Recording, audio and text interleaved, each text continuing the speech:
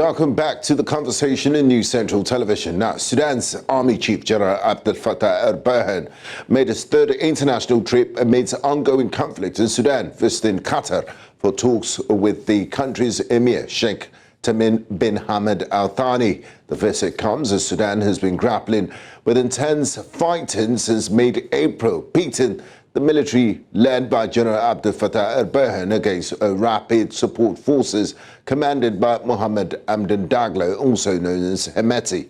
During the meeting in Doha, Qatar's capital, Sheikh Tamim bin Hamad Al Thani emphasized the need for comprehensive peace negotiations involving all of Sudan's political factions and a sustainable solution to the ongoing conflict. Joining me tonight, live from Kampala in Uganda, is Hala Al-Karib. She's the Regional Director of Strategic Initiative for Women in the Horn of Africa. A warm welcome to you, Hala, and thanks for joining us on the conversation. Thank you for having me. Now, Hala, let's track back a bit. Could you delve deeper into the historical context of the conflict in Sudan, highlighting the root causes of the tensions between the military, the Sudanese Defense Forces and the Rapid Support Forces that led to open warfare in mid-April? These guys were bodies. So what went wrong? Well, what went wrong is definitely a competition over power and over resources. But what went wrong from the beginning is the fact that the Sudanese military for decades has continued to utilize armed militia to suppress and intimidate Sudanese people and to terrorize them, particularly in its proxy war, with the people in Darfur. The RSF has acted for years as one of the most brutal arms of the Sudanese military. They have been structured to commit atrocities, to loot, to kill, to rape, and to force populations out of their homes. They have committed massive atrocities in rural Darfur for over 20 years, yet they have not been held accountable. Contrary, after the falling of Bashir, the RSF has chosen to try to kind of redeem itself and to join the movement anti-Bashir. And for that, the leader of the RSF, Hemeti, was rewarded, and he became the second man. It was assumed that, this kind of privileges he's gaining, it's going to kind of make him, part of the Sudanese transition. But the reality is, the atrocities, the killing has never stopped. What people were seeing at the surface, the conversation about the revolution and about the change. But, since the falling of Bashir in 2019, Darfur continued to struggle. Even the civilian in Khartoum, the protesters, they continue to struggle, and there have been massive atrocities of killing, of, sexual violence, against protesters, women and men, so the situation was extremely, very, very tense and very aggravating, and there is so many signs. But unfortunately, Sudan did not have sufficient attention, I would say, from both regional and international organizations. The process of transitions, in my view, was handled with great recklessness, I think. Yeah. Madam, looking at the situation on ground, it seems one of the parties or either the parties could shoot their way to a military victory. So therefore, they still have to talk and negotiate. And that's why General Abdel Fattah Al-Burhan, the leader of the Sudanese Armed Forces, is undertaking 3 international trips since the conflict began to look at, maybe a diplomatic way to end this stalemate. What insights can you provide regarding the diplomatic efforts and objectives associated with this visit? How much of a difference in terms of the ceasefires and in terms of humanitarian aid to the ordinary Sudanese people who need this has this trips made on the ground? I think it's critical, for all regional actors and neighbors of Sudan to coordinate efforts in terms of, how they can actually stop this ugly war that it's, absolutely,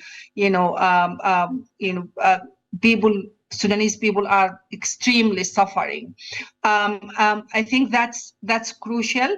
I think one of the challenges that's currently happening that the different regional actors, they have various agenda.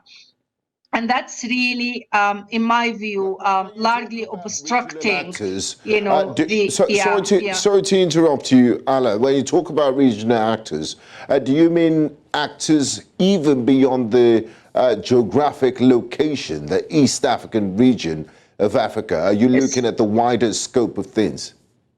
Absolutely. I'm speaking about, Egypt, of course, which is has great influence in Sudan.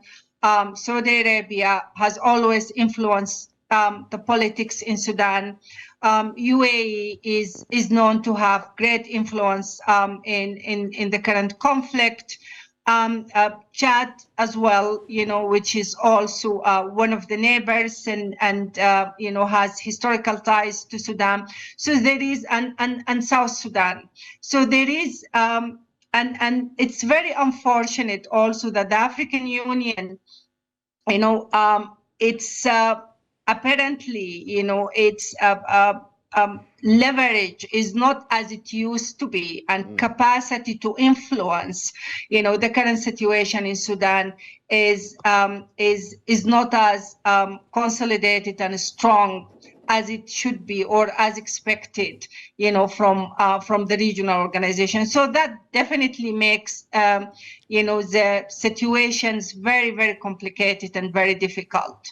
Now, Hala, just to follow up on the point you made about the African Union, and I think Qatar's involvement is an indictment on the failure of the African Union not to be able to keep peace in its own turf, its terrain, its continent. Now, Qatar has emerged as a key player in mediating the Sudanese conflict. Could you elaborate on Qatar's historical and strategic interest in Sudan and how they impact their roles in this talks? And also Sheikh Tamim bin Ahmed Al Thani, the Emir of Qatar, has emphasized the need for broader peace negotiations.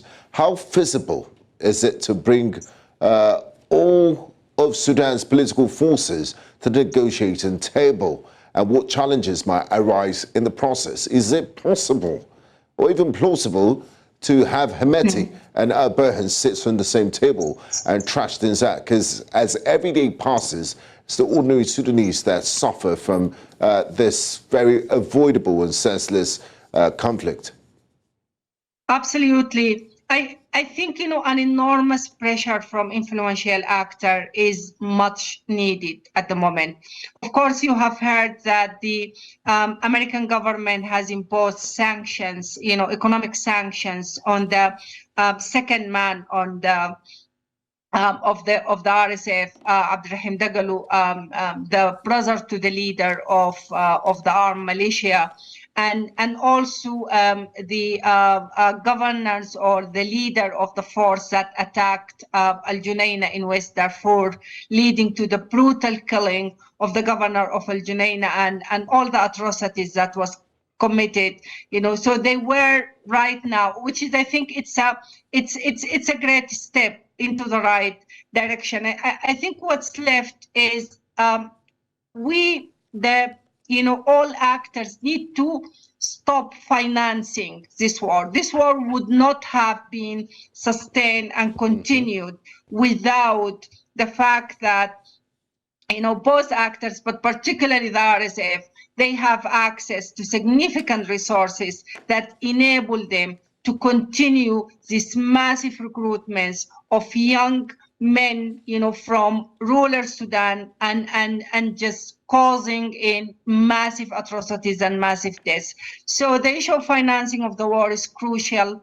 The coordinations between the different influential actors who had interest and they will continue to have interest in Sudan is critical, rather than each one is intervene based on their own term and their own agenda. And I really hope Qatar would have enough leverage to bring all those actors together and to bring Sudanese together, because right now, as you said, there is no winner in this ugly and terrible war that's happening.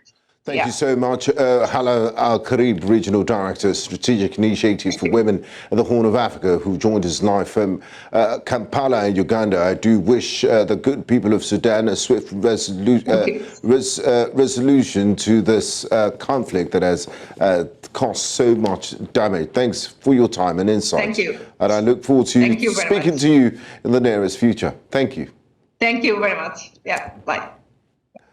That's it on the conversation in the first half of the program. We did talk about the just concluded presidential election petition tribunal, which affirmed the victory of Nigeria's President Bola Ahmed Tinubu at the polls, which has concluded our conversation on the visit of the leader of the Sudanese Armed Forces, General Abdel Fattah Al-Burhan, to Qatar in order to find a resolution to ending the conflict in Sudan, which has been raging since mid-April. Thank you very much for being a part of the program. I am Gbenga Aborowa. See you next time on The Conversation. Bye-bye.